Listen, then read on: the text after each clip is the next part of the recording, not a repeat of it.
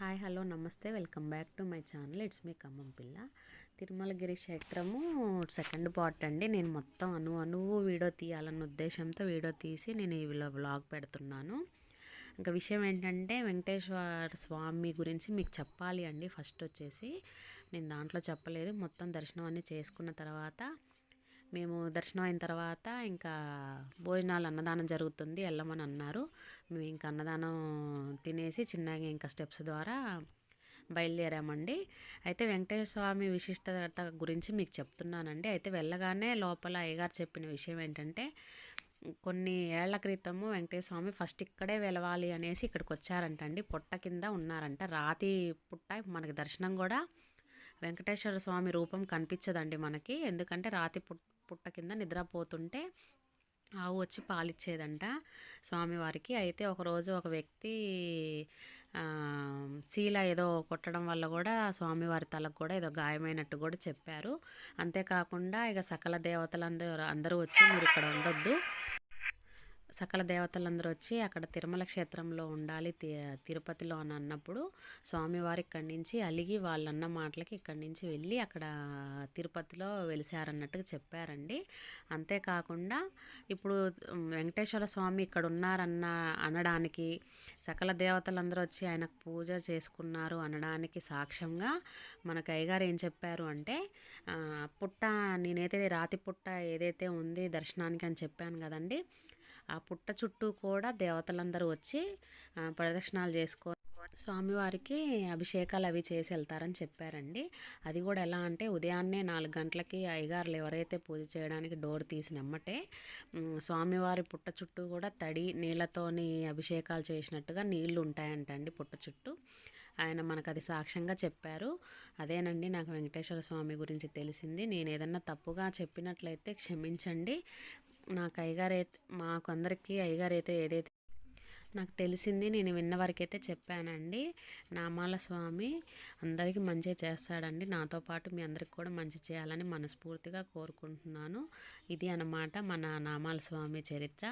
First మన తిరుమలగిరిలో వెలిసిన తర్వాత మనకి తిరుపతి వెళ్ళడం జరిగిందనమాట వెంకటేశ్వర స్వామి, నామాల స్వామి. అందుకనే ఈ దేవుణ్ణి నామాల స్వామి అని అంటారండి. అందరు గుర్తుంచుకోండి. ఓం నమో వెంకటేశ్వరాయ నమః. అదే కాదండి, నామాల స్వామికి కూడా మనస్ఫూర్తిగా దండం పెట్టుకోండి. అందరికీ మంచి జరుగుతుంది. నాతో పాటు మీ అందరికీ మంచి జరగాలని మనస్ఫూర్తిగా కోరుకుంటున్నాను. ఓకేనా అండి. ఇంకా తర్వాత మేము దర్శనం చేసుకొని వచ్చేటప్పుడు అన్నదానం జరిగిందండి. అన్నము అక్కడ భోజనం చేసాము. అక్కడ వీడియోలు తీయలేదు. అక్కడ తంబేసి భోజనాలు పెట్టారండి. అమృతం లాగుందండి భోజనం. మేము త్వరగా ఎర్లీగా బయలుదేరాము. ఎర్లీగా దర్శనం చేసుకున్నాము. మాకు భోజనం కూడా కరెక్ట్ టైంకి 12కి 1 కల్లా భోజనం దొరికింది. మేము తిన్నాము. మంచి దర్శనం అయిన తర్వాత కిందికి వచ్చేసి చూశారు కండి ఇందాక అక్కడ పెద్ద మర్రి చెట్టు ఉందండి. అది ఎన్ని సంవత్సరాల క్రితం వేశారో కూడా తెలియదు. చాలా పెద్ద మర్రి చెట్టు అండి. పిల్లలు చాలాసేపు అక్కడ ఆడుకున్నారు. మేము కూడా చాలాసేపు అక్కడ కూర్చున్నాము. మేము ఇంకా ఖమ్మం బయలుదేరుతున్న టైంలో మాకు అక్కడ మామిడి తోట కనిపించిందండి.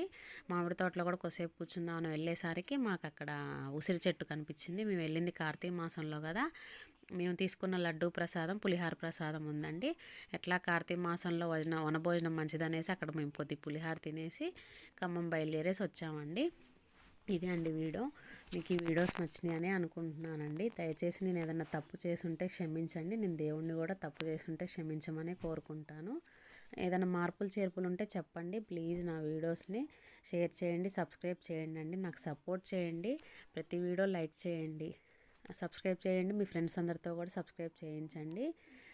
నాకు మీ సపోర్ట్ కావాలండి. ఎందుకంటే ఏదో ఒక విధంగా నేను యూట్యూబ్ ద్వారా సక్సెస్ అవ్వాలని కోరుకుంటున్నాను.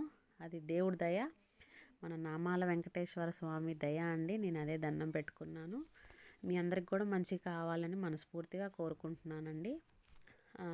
మాకు మాత్రం దర్శనం బాగా అయింది. మీరు కూడా వెళ్ళండి అండి. ఖమ్మం నుంచి కూడా మంచి రూటు మనకి. మేము ఆటోలో వెళ్ళాము, బస్కి వెళ్ళలేదు. బస్కి ఎట్టి పరిస్థితుల్లో వెళ్ళకండి. ఖమ్మం నుంచి చాలా ఇబ్బంది పడతాడు. ఏదన్నా వెహికల్ ద్వారా వెళ్ళండి, బాగుంటుంది. ఓకేనా అండి, బాయ్. చెప్పడం మర్చిపోయానండి, అక్కడ తిరుమలగిరి క్షేత్రంలో నిత్య అన్నదానం జరుగుతుంది. మీకు తెలియని వాళ్ళ కోసం చెప్తున్నాను. ఎంత దూరం నుంచి వచ్చినా కూడా నిత్య అన్నదానం అన్నది కంపల్సరీ 12 నుంచి 2-3 వరకు కూడా అన్నదానం జరుగుతుందండి. అది మర్చిపోకండి. ఎవరు మిస్టేక్ అవ్వాల్సిన అవసరం లేదు. ఓకేనా అండి? మంచిగా వెళ్ళి దర్శనం చేసుకోండి. దేవుడు మీకు అందరికీ శుభం చేయాలని మనస్ఫూర్తిగా కోరుకుంటున్నాను. మా పిల్లలు సరదాగా వీడియో తీశారు, చూసేయండి. Okay, thank you, bye, subscribe.